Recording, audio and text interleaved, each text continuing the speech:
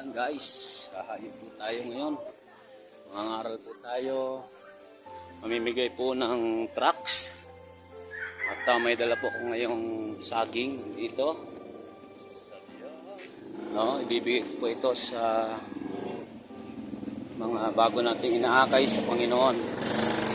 Ayan, so hayo muna tayo ngayon.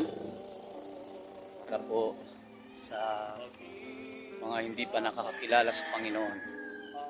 No? Today is Thursday, March 21. Yan. So naglalakad po ako punta sa punta ko ngayon sa baryo. Mamaya naman dito, mga araw dito. Magka-house to house po ako. Mamimigay ng tracts. Pero ngayon, pupuntahan mo natin yung isa o